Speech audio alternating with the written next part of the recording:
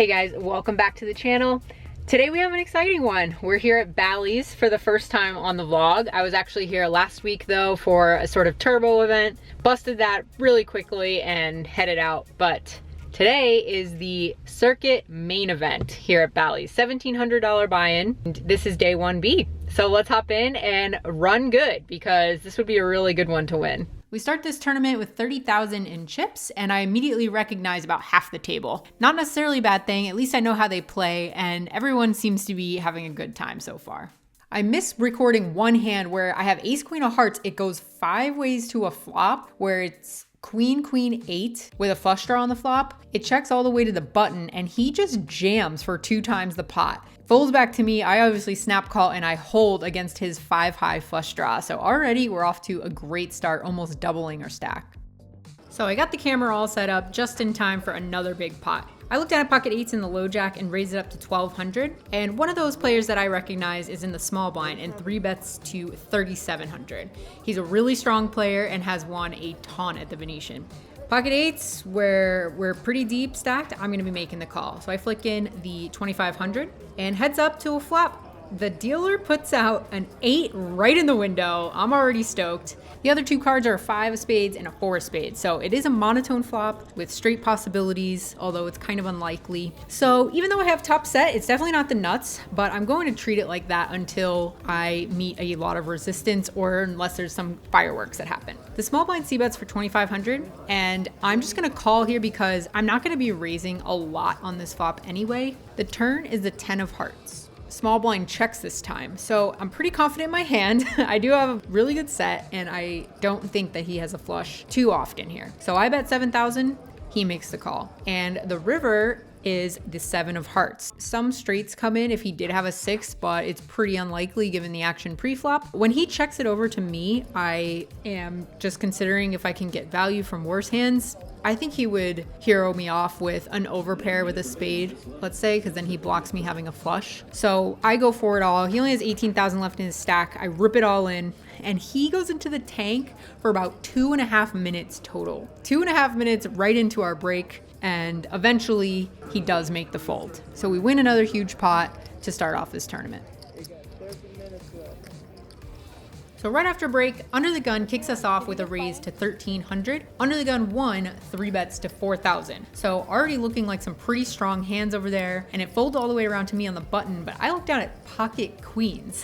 Also pretty strong. Some history real quick about Under the Gun 1. This is only his second hand at the table. He's a new player, and the first hand that he played, he 3-bet the same player, early positions, with ace jack offsuit. So I know that this doesn't necessarily mean a super strong holding on his part, but I do tend to give a little more credit to the second 3-bet in a row when you've shown a lighter 3-bet the first hand. So just a kind of small little thing, but I think he's probably a little stronger than the first 3-bet. Anyway, I have pocket queens. It's gonna be a lot easier for me to play if I 4-bet this hand. We're only 50 bigs deep, but it is a premium, and if I get coolered, so be it. Or at least that's how I was thinking in the moment. So I 4-bet, I make it 9,000. Under the Gun is very happy to fold. Under the Gun 1, however, checks out my stack, sees that I have him covered, jams it all in there for his remaining 33,000. And I didn't 4-bet queens to fold, so I snap it off, and we get the bad news. We're up against pocket kings. So unfortunate, but the dealer is on my side. The window card is yet again top set for me. That's right, Queen of Diamonds right in the window, and we fade the king on the turn in the river, bust this poor guy out of there, and continue to run really good. Okay, I would call that a really good start to this tournament. On dinner break so far, started this tournament with 30,000 and we have about 76,000 or so in chips. Most of that courtesy of the suck out, queens to kings. Always fun to be on that side of it. I'm just gonna have a little bit of dinner real quick and then jump back in playing 6 more levels tonight. Things cool off for us for quite a while, and when the big blind is at 1,200, we finally get involved in another hand. Under the Gun 1 opens to 3K. I've played with him a lot too at the Venetian. He is a loose, sort of unpredictable player, and I'm in the big blind with ace jack offsuit. I make the call. Could also 3-bet this sometimes, but here we go. Flop comes out, ace jack deuce rainbow.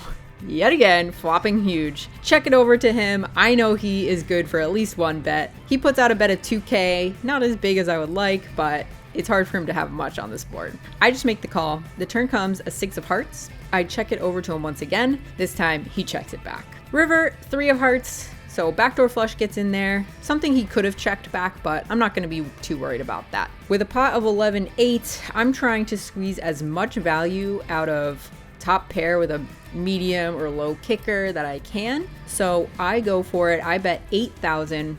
Unfortunately for me, he folds correctly. I think he showed pocket 9s or pocket 10s, something like that. And we take down another pot. The exact next hand, I pick up Jack 9 offsuit in the small blind, folds all the way around to me, and I limp in. Me and the big blind are about 50 bigs deep. 50 bigs effective. I've played with him a lot. We've been in study groups in the past before. I know his game, he knows mine, so it's pretty fun to be in these spots together. Anyway, I call small blind for 600 more. He's in the big blind and raises it up to 3,600. Only 3 times the blind with some semi-connectedness. I'm going to continue. So I call. Flop comes out 994. What else would it be? I am running just so hot. Flop trips. Check it over to him. He c-bets for 2,500. I make the call. Probably should raise here, but I just made the call this time. Especially with the flush draw. Yeah, I probably should raise. The turn is the 7 of spades, so completes the flush. I check and he checks back. The river is the 8 of clubs. And after he checks back the turn, I might be hard pressed to get too big a bet out of him on the river. So I'm going to lead myself, especially since I didn't raise flop. I bet pretty big. I bet 10 into 13. He thinks for quite a long time. I know that he was thinking this looks pretty strong, but after he checks back the turn, he is pretty capped. So I can go kind of big. After thinking for a really long time on the river, he reluctantly sticks out 10K. I flip over my 9. He flashes me pocket 10s. Yeah, we scoop down another big pot. Now we're almost tripled up in the first few levels of day 1. Same level, I open ace-3 of clubs in the hijack to 2,500, and my unpredictable reg friend calls on the button. Big blind comes along as well, so 3 ways to a flop, which comes down 7-5 deuce with 2 clubs. So pretty great for us. We have nut flush draw, gutter to a wheel. Big blind checks it to me. I'm going to c-bet this one. I bet 2,500. Button gets out of there, and the big blind comes along. Heads up, the 2 of us see a turn of 8 of hearts. Big blind checks it to me, and I want to go 2 on this one. I think it does 2 things. I can get a lower pair to fold, which I'm not beating yet, and I might get a call out of worse flush draws. So I keep in stuff that's worse, and I get better to fold pretty often. So I bet 7,000, about half pot. Probably could go a little bigger, to be honest. And big blind reluctantly lets it go. In this one, I open the cutoff with 9-7 of diamonds to 3,500. My reg friend in the small blind comes along, and it's heads up. We go to a flop, which comes all diamonds. Jack 5-4, all diamonds. We flop a flush, just continuing our run good this session. And when small blind checks to me, I c-bet for 2,500, and he makes the call. By the way, I go small in this type of flop when it's monotone because it's pretty fit or fold, and you don't need to go that big for people to fold when you're bluffing, and you don't want to go too big and fold a worse hand when you actually do have a flush. The turn comes a 4 of spades, so bottom card pairs, and the small blind, he's always unpredictable, mixing things up. He leads for 5,500. It's a little more than a third of the pot, and I was a little tripped up by this lead. I think that maybe he's trying to represent a 4, but I don't know how many of those he's peeling from the small blind. Other than that, maybe he has a jack with a diamond, or a flush that he was slow playing on the flop to my small bet. So all of that stuff's going in my head, and I just decide to call this turn and keep in anything that he's just getting out of line with, and I can bluff catch him on the river or raise if he bets small. The river is an 8 of clubs. Still have most likely the best hand. He leads again for 13,000 this time. A little less than 2/3 of the pot. I wasn't actually sure what I could get value from with the raise here. I know I have a flush, but I need him to call a lot of the hands that he has for value that I'm beating on the river to raise here. I think he will call with a 4 if he happens to have it in the small blind. And I think he might hero me if he has a jack with, maybe an ace of diamonds. But I think this guy in particular, he changes changes it up, don't get me wrong, but this guy in particular, I'm pretty sure is going to be 3-betting with ace jack offsuit pre, and maybe even king jack offsuit. So I was really left wondering what I could get called by. I flicked in the call, and he turns over 3-4 suited, 3-4 of hearts. So he did turn a 4, did turn trips. Might have missed value there. I really couldn't put him on too many 4s. Yeah, let me know what you guys think about that hand. It was kind of close in my opinion, but maybe it wasn't. Maybe it was just a really easy value bet that I missed. Who knows? So the next one, I opened under the gun with ace king of diamonds to 3,500, and same guy 3-bets me to 9K. He gives a lot of action, so you know, I appreciate it, especially when I have these good hands. Folds back to me. He only has 40K effective, so that's about 25 big blinds. Easy jam, which is what I do. I go all in, and he pretty quickly lays it down. He claimed he had ace queen off later. So the table really gets spicy when this guy sits down, says that his friend bagged maybe chip lead or second in chips on day 1A, and he's basically competing with him because he wants to make more chips than him. And when I say that this guy was playing 100% of hands pre-flop, I mean it. He really never folded pre-flop. He either limped, raised you, he snap called if you 3-bet him. I mean, this guy was going off. It's like the perfect person to sit down at the table. Honestly, the strategy that everybody started taking was just nut pedal and hope that they catch him. He wasn't folding pre, was not folding on most flops, so you could at least get those 2 bets out of him. Here's an example. He had jack 3 suited against my friend's aces, doubled him up, and so we're just licking our chops and waiting our turn. Well, we did have to wait a little while. Our time finally comes. I get the dream spot. I look down at pocket aces under the gun 1, and this guy is still going off. So I raised to 5,500. He might not have noticed I haven't been opening since he sat down, but he 3-bets to 16K. He's only got about 105 total in his stack, which is 40 bigs. But I don't want to just rip it in with aces. I don't want to just call and have him, you know, see a flop that he doesn't like. So I just tiny 4-bet to 40K, which I could even go smaller maybe just as an exploit, but I chose 40K, 2.5 times his bet, and he just snap goes all in, and it was just music to my ears. I obviously put in the call immediately, and he has pocket deuces. I hold post flop, and I have no idea how I just ran this good, especially the guy that's just giving it away. And unfortunately for the rest of the table, we're the one to take the last of his chips. You can hear my neighbors and their reaction to it.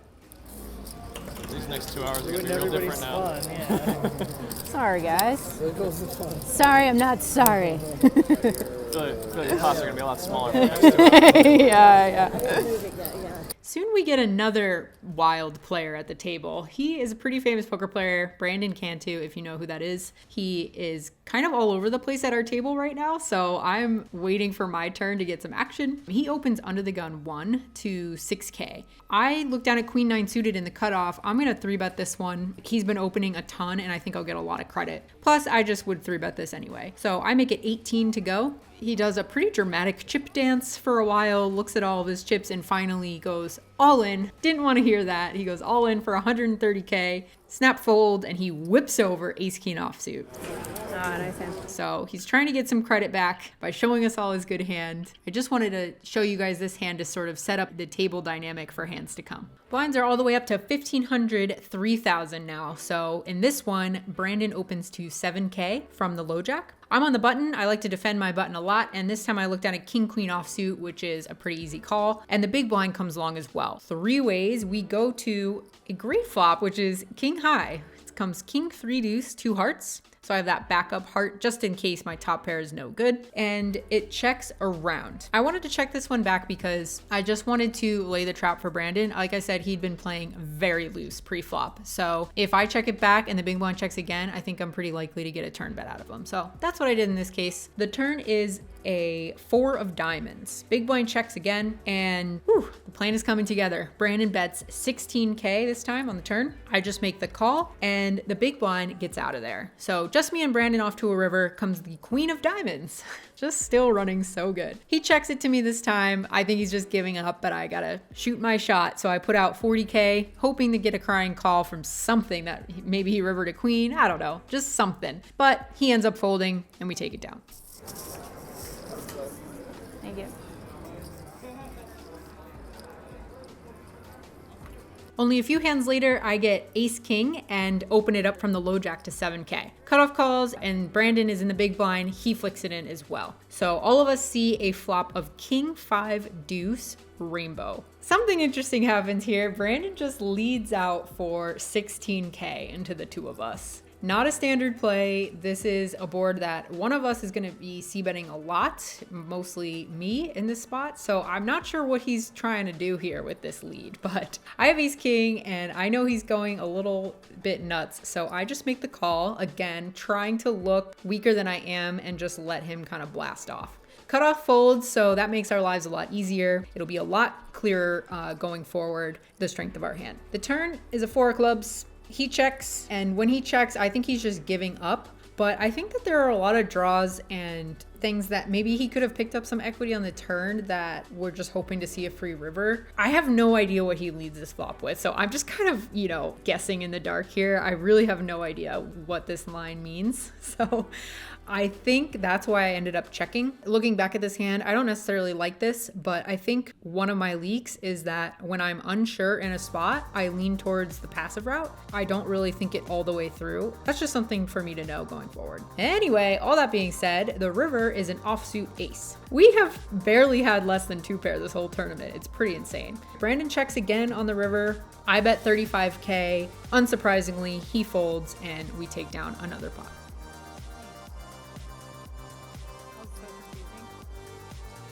Exactly 1 orbit later, it's like deja vu. I am in the low jack and get pocket 6s. I open it up to 7K. Brandon is in the big blind. He's waiting for me. He's ready to battle. He makes the call. The flop comes down 10-9 deuce rainbow. Now, Brandon leads again. He leads 10K this time on this flop. And I think there could be a lot of draws. I think that he could be giving up like he did with the other lead that he did. So with the pair, I just got a little curious and flicked it in. Again, I'm not sure what he's leading on these dry-ish flops. So I'm just curious. It's basically a curious call, and I'm mostly going to be giving up on the turn. The turn, however, is the dream card. The turn is a 6 of spades. So absolute bank. We hit a set on the turn. It's a little bit sketchy because he could be leading 7-8, and so he could have a straight by now, but I can't really be scared of that yet. He leads again. He continues for 25,000 this time on the turn. I just make the call. I think that if I raise here on the turn, it screams strength and all of his bluffs are gonna fold, and he might even hero fold some of his value hands. So again, I just want to set the trap. I'm in position. I think it is a more balanced way of playing, and I think that he will be more likely to go off if I just call. The river is a deuce of spades. He does not slow down. He puts out 35,000 this time. I do think he has sort of a marginal medium strength hand with this sizing. He's only got about 100K total to start the street. So after that 35K, he's got 70 back. So there's only one thing left for me to do with my boat. It's very disguised. I rip it all in. As you can see here in the playback, his hands show that he's really frustrated. I think he actually has something this time, and it was just the ultimate setup because he's been trying to get me, I've been trying to get him, and in this exact scenario, I just got super lucky on the turn. I don't know what he has, so I'm just assuming that I got really lucky because his body language is very annoyed, very frustrated. After a really, really long time, he finally calls all in. We get the good news. I flip over my hand and everybody goes, whoa. He tosses his hand in the muck and yeah, we bust him out of there. Continue our run good. If you're curious why I didn't make him show, you can kind of hear me saying it after this, but I think it is kind of rude if you just busted someone to like force them to show. It's just an etiquette thing. Technically, yes, it's in your right to make someone show when it's an all-in. And if somebody was suspicious of us like sort of colluding or something, you could force him to show the hand. Obviously, I don't know him. So I know we're not colluding, and I just didn't want to be rude and force him to show. So we'll never know. I'm just going to assume he had something like 10-9, maybe 7-8, but I don't think he would have thought that long with 7-8. So I'm just thinking he had something like 10-9. I wanted to see his hand. It's rude to ask in that spot, right? Yeah, it's on the dealer's supposed to do it herself, but it's kind of like. I just don't want to say anything. Yeah.